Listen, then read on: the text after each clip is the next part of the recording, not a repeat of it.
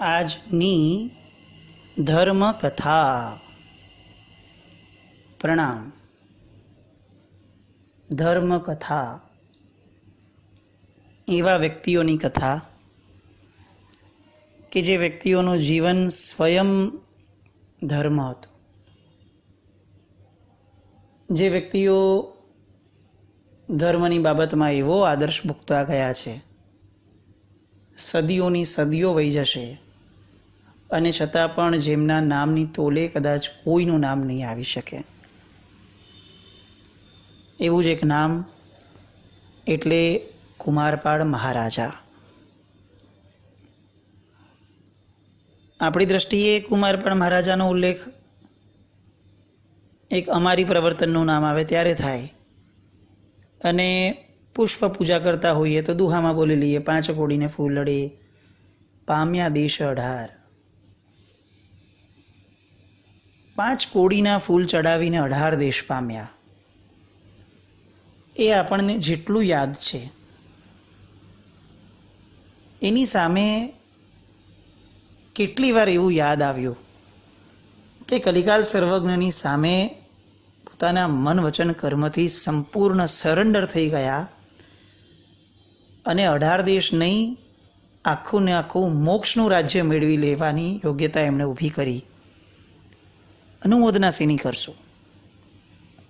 18 દેશ પામ્યાની કે મોક્ષની યોગ્યતા કેળવ્યાની?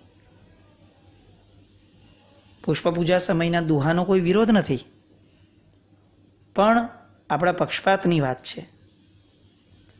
આપણને 18 દેશ પામ્યાનો આનંદ છે કે સમગ્રતયા જેમણે પોતાની બધી જ સંપત્તિ જે ગુરુના ચરણે ન્યોછાવર કરી દેવાનો ભાવ જેમનામાં હતો, એ ગુરુ સમર્પિતતાનો પક્ષ છે.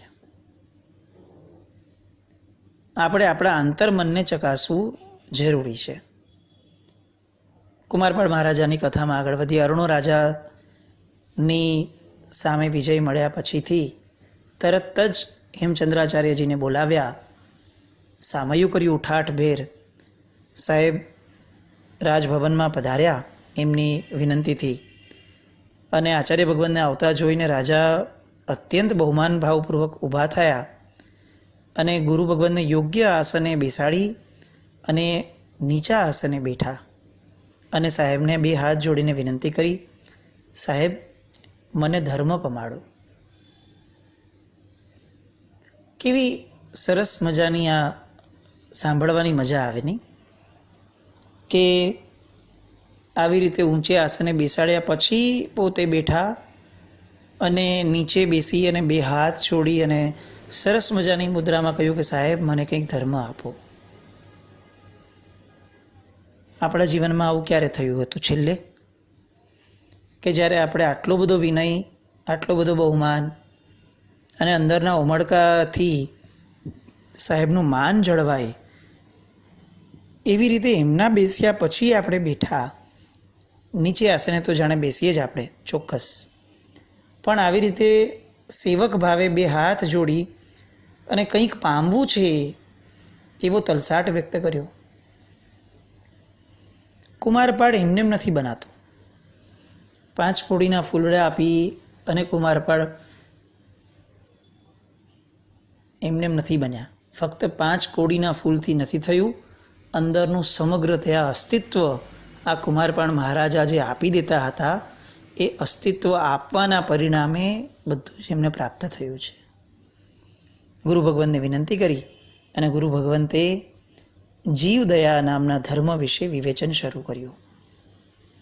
હેમચંદ્રાચાર્યને કલિકાલ સર્વજ્ઞ કેમ કહેવાતા હતા, આવો વાર તહેવારે પ્રશ્ન થવો જોઈએ અને એના જવાબ મળતા રહે છે કે એમણે કોઈ બીજી વસ્તુઓ નહીં, એમને ખ્યાલમાં છે કે મારે કુમારપાળ પાસે શું કરાવવાનું છે અને એટલે પહેલી જ વારના મિલનની અંદર સીધો બોલ એકદમ ટાર્ગેટ ઉપર હિટ કર્યો અને જીવદયા ધર્મ વિશે કુમારપાળને સમજાવ્યું.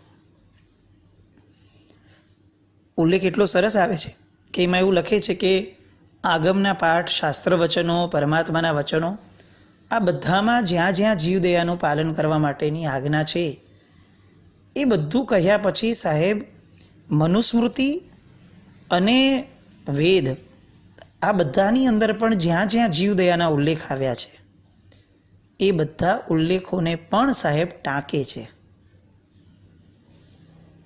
આ કેટલું એક્સક્લુઝિવ છે. આપણે જેની સાથે વાત કરીએ છીએ એના અસ્તિત્વની અંદર જે વસ્તુ પડી છે એ જ ભાષા એ જ વસ્તુ દ્વારા જો એને સમજાવવાનો પ્રયત્ન કરીએ તો કામ કેટલું ઇઝી થઈ જાય. બાળકની સાથે તત્વની ભાષામાં વાત કરવાના બદલે બાળક જેવા થઈને વાતો કરીએ તો બાળક વહેલો ન સમજી જાય. આ જ ન્યાયે કલિકાલ સર્વજ્ઞએ કુમારપાળની સાથે જ્યારે પહેલી વાર જીવદયા વિશે વાત કરી તો ચોક્કસ પોતાનો મત મૂક્યો, પણ સાથે કુમારપાળ જે મતને સમજે છે અને માને છે એ મતના પણ રેફરન્સીસ મૂક્યા.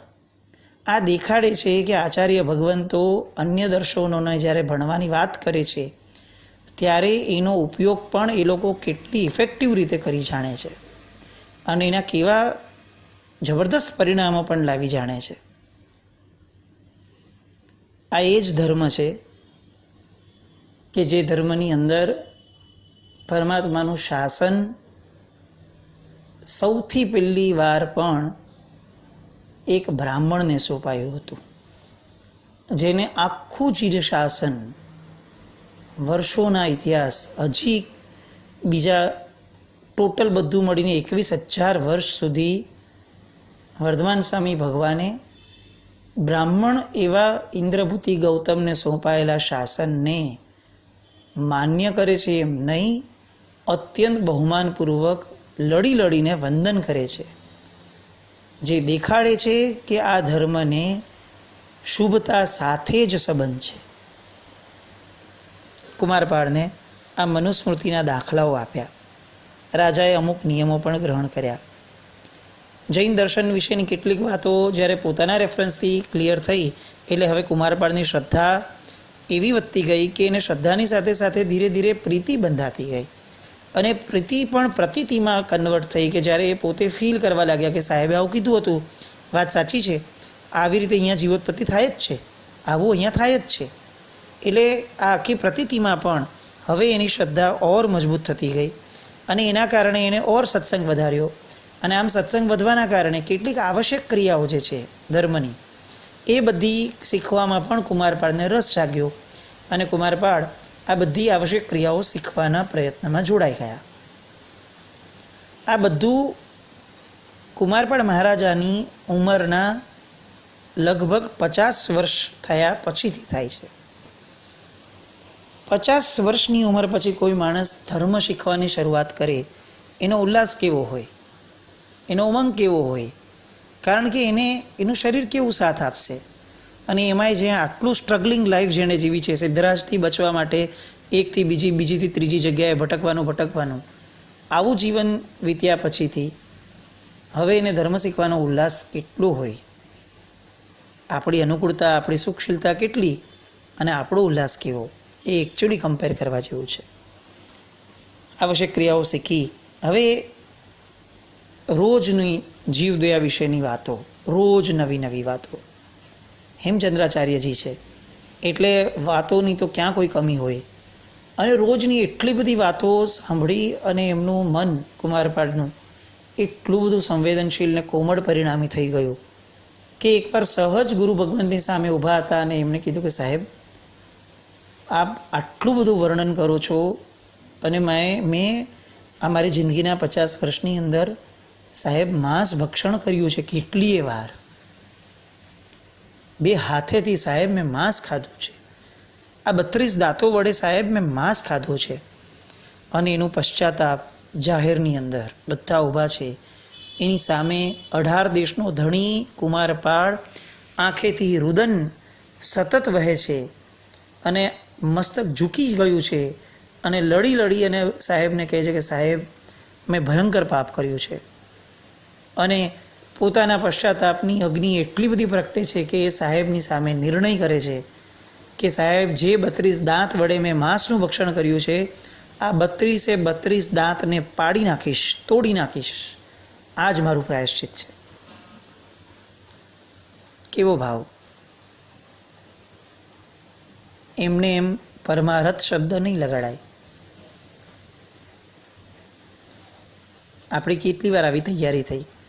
અભક્ષ્યનું ભોજન કેટલી વાર ગયું હશે? એ અભક્ષ્યના ભોજનની અંદર કેટલી વાર આવું જાણવા મળ્યું કે આમાં તો નોનવેજના પાર્ટિકલ્સ આવે છે, આ આવે છે, તે આવે છે. કેટલી વાર આપણને સંવેદનાઓ જાગી. રાત્રિ ભોજન એ મહાપાપ કીધું. કેટલી વાર રાત્રિ ભોજન કર્યા પછીથી આપણને એટલી તીવ્રતાનો પશ્ચાતાપ જાગ્યો કે આપણું મન એકવાર તો તૈયાર થઈ ગયું હોય કે હું મારા 32 દાંત તોડી નાખું. આ દાંતથી જ મેં પાપ કર્યા છે ને, મને આ દાંત જ નથી જોતા. વાઇલ્ડ ગેસ પણ કરીએ ને તો પણ આપણે આપણી અત્યારની યોગ્યતામાં આવો વિચાર પણ નહીં લાવી શકીએ. જે દેખાડે છે કે કુમારપાળ મહારાજા એ આપણી કલ્પનાની બિયોન્ડનું વ્યક્તિત્વ છે. એમને સમજી શકવું એ કદાચ આપણી માટે બહુ ડિફિકલ્ટ છે. 32 દાંત પોતે જાતે તોડી નાખવાની વિચારણા. અને ત્યારે ગુરુ ભગવંતે માંડ એમને વાર્યા અને એમને કીધું કે ભાઈ ઊભો રે, 32 દાંત નથી પાડવા, એના બદલીમાં 32 નવા જિનાલયો બાંધો તો પણ તમારું આ પાપનું પ્રાયશ્ચિત થઈ જશે. આવું ગુરુ ભગવંતના મોઢેથી નીકળેલું ટંકશાળી વચન એમણે સ્વીકાર્યું અને પછી પોતાના 32 દાંતો તોડવાનો કાર્યક્રમ મુલતવી રાખ્યો. નહીં તો એવું નહોતું કે આ ફક્ત કોઈ બોલબચ્ચનગીરી હશે. એ ખરેખર સત્વશાળી જીવ હતા અને 32 દાંત તોડવાનો સંકલ્પ હતો, પણ આ ગુરુ ભગવંતે એમને વાળ્યા. કેટલું સરળ વ્યક્તિત્વ, કેટલું સત્વશાળી વ્યક્તિત્વ કુમારપાળ. એના પછી એકવાર 7 વ્યસનની વાત સમજાવી કે આ 7 વ્યસન કેટલા ભયંકર રીતે જીવને હેરાન કરી શકે છે આ ભાવમાં પણ, અને એના દુષ્પરિણામો શું આવી શકે એની પણ સરસ મજાની સમજણ કલિકાલ સર્વજ્ઞએ કુમારપાળ મહારાજાને આપી. અને ત્યારે કુમારપાળ મહારાજાએ પોતે તો નિયમ કર્યો જ, પણ એમના સમસ્ત દેશની અંદર 7 વ્યસન ઉપર પ્રતિબંધ મુકાવ્યો. આપણને ફક્ત એટલું જ ખ્યાલમાં છે કે કુમારપાળ મહારાજાએ અમારીનું પાલન કરાવડાવ્યું. એ કરાવડાવ્યું ચોક્કસ, પણ આવા ચરિત્રોના ઊંડાણમાં જઈએ તો આપણને ખબર પડે કે 7 વ્યસનનો ત્યાગ એ પણ આ જ કુમારપાળ મહારાજા દ્વારા થયેલી ઘટનાઓ હતી. બીજો એક નિયમ પણ કલિકાલ સર્વજ્ઞે એમને આપ્યો કે જનરલી રાજ્યની અંદર જે વ્યક્તિને કોઈ પુત્ર ન હોય એનું બધું જ, એના મૃત્યુ પછી એનું બધું ધન લઈ લેવાનો વ્યવહાર હતો. ગુરુ ભગવંતે સમજાવ્યું કે આ અન્યાય છે. એને પુત્ર નથી તો શું છે, એ ધન ઉપર રાજ્યનો અધિકાર ન ગણાય, કારણ કે એણે પોતે જાત મહેનતથી આખું આ ધન મેળવ્યું છે, તો એ આ અન્યાયી કૃત્ય છે. આવું પણ લોજિકલી સમજાવતા કુમારપાળ મહારાજાએ એ પણ સ્વીકારી લીધું અને એ નિયમમાં પણ ફેરફાર કર્યો. માથે એક સંત બેઠા હોય, જીવન કેટલું સરળ થઈ જાય છે, માર્ગ કેટલો ઇઝી થઈ જાય છે, મોક્ષ કેટલો નિકટ આવી જાય છે. કારણ કે હવે આપણે વિચારવાનું રહેતું જ નથી. વિચારવાનું બધું જ કામ એ માથે બેઠેલા વ્યક્તિ કરશે. આપણે શું? આપણે તો ફક્ત એ જે બોલે એને પૂરું કરવાનું કામ કરવાનું. That's it. જીવનને ખરેખર સરળ બનાવવું હોય તો માથે એક ગુરુ રાખવા બહુ જ જરૂરી છે. કુમારપાળ મહારાજા જૈન ધર્મથી રંગાતા જતા હતા. હવે નજીકમાં કલ્યાણ કટક નામનું એક રાજ્ય હતું. એ કલ્યાણ કટકના રાજા સુધી આ બધી વાતો પહોંચી. એમના ગુપ્તચરો આવી બધી વાતો પહોંચાડતા હતા કે હવે આ કુમારપાળ તો ધર્મમાં ઉતરી ગયો છે અને એના કારણે એ પોતાના બળથી પણ હીન થઈ ગયો છે અને એનું સૈન્ય પણ સાવ આવું જ નિષ્ક્રિય થઈ ગયું છે, પ્રમાદી બની ગયું છે. તો આ રાઈટ ટાઈમ છે કે આપણે યુદ્ધ કરીએ અને બહુ ઓછા પરિશ્રમે આપણે જીતી લઈએ. કારણ કે કુમારપાળ મહારાજા ધર્મમાં ઉતરી ગયા છે, એટલે હવે અહિંસા પ્રિય એવો માણસ હવે શું યુદ્ધ કરશે? આવી વાત લોકોમાં પણ પ્રચલિત થવા લાગેલી. આ જ વાતોએ કલ્યાણકટક રાજાના મોઢામાં લાળ ટપકાવી અને એણે લડાઈ માટે તૈયારી કરી. પોતે લડાઈ માટે ત્યાંથી નીકળે છે એવા સમાચાર કુમારપાળ મહારાજાના ગુપ્તચરો દ્વારા કુમારપાળને મળ્યા. ધારત તો કુમારપાળ પોતે જ સક્ષમ હતા, આવી જવા દો કલ્યાણકટક રાજાને અને લડી લઈએ, એમાં શું? આટલા 18 દેશને જીતનારો વ્યક્તિ એ એક રાજાથી શું ડરવાનો હતો? પણ છતાં પણ હવે આ કુમારપાળ અલગ છે. આ કલિકાલ સર્વજ્ઞના આશ્રયે રહેલા કુમારપાળ છે. એટલે એને તો હવે રાજ્યને લગતી પણ કોઈ પણ તકલીફ થશે તો પણ એ સૌથી પહેલાં પોતાની આ વાત પોતાના ગુરુ ભગવંત સાથે જઈને કરશે. એટલે તરત એમણે કલિકાલ સર્વજ્ઞ પાસે ગયા અને એમણે વાત જણાવી કે સાહેબ, 2 વસ્તુ છે. યુદ્ધ કરશું તો હું દુભાઈશ તો ખરો જ, કારણ કે સાહેબ કેટલા બધા જીવોની હિંસા અકારણ, એ લોકો બિચારાનો શું વાંક છે સૈનિકોનો. અને આ યુદ્ધ કરવાની ભાવનામાં જરાક નબળો પડીશ અને સાહેબ કદાચ એવું બને કે મારો પરાભવ થઈ જશે તો સાહેબ હું નહીં નિંદાવું, મારા કરતાં વધારે ધર્મ નિંદાશે, મને એની ચિંતા છે કે આ કુમારપાળ જૈન ધર્મી બન્યો અને જો એ રાજ્ય હારી ગયો, સાહેબ પ્રભુનું શાસન નિંદાશે. હવે આપ આજ્ઞા કરો કે મારે શું કરવું જોઈએ. માથે ગુરુ છે એટલે એ પણ જવાબદારી લે એવા ગુરુ છે, પાસ ઓન કરે એવા ગુરુ નથી. એટલે તરત જ એમણે પણ કુમારપાળને જણાવ્યું કે તમે શાંતિ રાખો, કાંઈ જ વાંધો નહીં આવે, અને આજથી 7મે દિવસે હું તને આનું પરિણામ બતાવીશ. કુમારપાળ પાસે એક જ શબ્દ છે જીવનમાં, તહત્તી, અને એ તહત્તી એમણે જણાવ્યું. એ પછીથી મનમાં પણ વિકલ્પ નથી પ્રગટ્યો કે 7 દિવસ પછી એકચ્યુઅલી થશે શું, ગુરુ 7 દિવસમાં શું કરવાના, ઓલો હજી ત્યાંથી નીકળ્યો છે, નો ડાઉટ હજી આપણી આગળ સમય છે, પણ 7 દિવસ પછી ગુરુ ભગવંતે કીધું છે એ ફેલ ગયું તો હું મારી તૈયારી કરું કે ન કરું, કરું તો વ્યવસ્થિત કરું કે ન કરું. એક પણ વિકલ્પ નહીં, કારણ કે જ્યાં વિકલ્પ છે ત્યાં સમર્પણ નથી જ, અને જ્યાં સમર્પણ છે ત્યાં વિકલ્પ ન જ હોય. કોઈ એમ કહે કે હું સમર્પિત છું પણ આ તો જસ્ટ ખાલી એમને એમ, તો એ જસ્ટ પણ છે ને એ દેખાડે છે કે અહીંયા સમર્પણ પણ જસ્ટ જ છે. બરાબર 7મો દિવસ આવે છે અને એ પહેલાં આચાર્ય ભગવંતે સૂર્યમંત્રનો જાપ કર્યો અને અધિષ્ઠાયક દેવને, સૂર્યમંત્રના અધિષ્ઠાયક દેવને પ્રગટ કર્યા. દેવને કીધું કે તમારે સહાય કરવી પડશે, કારણ કે શાસનની આબરૂનો પ્રશ્ન છે આ. એટલે દેવે પણ કીધું કે સાહેબ તમારા મોઢામાંથી નીકળ્યું છે 7 દિવસનું, તો એ પ્રમાણે જ થશે. સાહેબ આજથી 7મે દિવસે શત્રુ રાજા સ્વયં મૃત્યુ પામી જશે. ગુરુ ભગવંતે આશ્વાસન લઈ લીધું. એમણે કુમારપાળને કોઈ ક્લેરિફિકેશન આપવાનું હતું નહીં. 6 દિવસ ગયા, 7મો દિવસ આવ્યો અને ગુપ્તચરોએ આવી અને સમાચાર આપ્યા કે સાહેબ આ શત્રુ રાજાનું તો મૃત્યુ થઈ ગયું. લોકોની અંદર પરમાત્માના શાસનનો, કલિકાલ સર્વજ્ઞ હેમચંદ્રાચાર્ય એમની શક્તિઓનો અને કુમારપાળ મહારાજાની શ્રદ્ધાનો જબરદસ્ત જય જયકાર થયો. લોકો આફરીન પોકારી ગયા કે કેવો ચમત્કાર, આ બધા ભેગા થયા તો આ બધા તત્વોના કારણે એક આટલું મોટું યુદ્ધ એ ટળી ગયું અને કુમારપાળ મહારાજા આબાદ રીતે પોતાની શ્રદ્ધામાં પાર પડ્યા. પણ આ આનંદને વ્યક્ત કેવી રીતે કરવો કુમારપાળ મહારાજાએ? એટલે તરત જ એ સાહેબ પાસે ગયા અને કીધું કે સાહેબ આ મારા જીવનની એક અદ્ભુત અને અભૂતપૂર્વ ઘટના બની છે. સાહેબ આ આનંદને મારે ક્યાંક ઠરીઠામ કરવો છે. એમને મારે આનંદને વહી નથી જવા દેવો કે ભાઈ દિવસો વહી જશે ને આનંદ પૂરો થઈ જશે, એવું નથી કરવા દેવું. સાહેબ આપ કંઈક એવો મને રસ્તો આપો કે મારો આ આનંદ ચિરંજીવી બને. અને ત્યારે કલિકાલ સર્વજ્ઞ એમને ઉપદેશ આપે છે અને એમના ઉપદેશથી તારંગાજી ઉપર 24 ગજ પ્રમાણ એક મહાન ચૈત્ય જિનાલય ઊભું કરાવડાવ્યું. 101 અંગુલ પ્રમાણ અજીતનાથ દાદા બિરાજમાન કર્યા. આજે પણ તારંગા આ નામ પડે અને મનમાં તરંગો પ્રગટે. કારણ કે આ જિનાલયનું નિર્માણ એ કુમારપાળ મહારાજાના આનંદમાંથી થયું છે.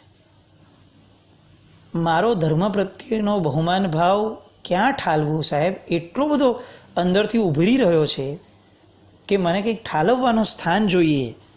અને એ ઠાલવવાનું સ્થાન એટલે આપણું તારંગા. હવે તારંગાની ભૂમિને સ્પર્શ કરીએ અને કુમારપાળના આનંદને કેટલો સંવેદાય. અને આજે પણ આ તારંગામાં જનાર વ્યક્તિઓના મોઢેથી આ ચોક્કસ અચૂકપણે સાંભળવા મળશે કે સાધના ભૂમિ છે અને સાધના એ પ્રસન્નતામાંથી જ જન્મેલી વેદી છે.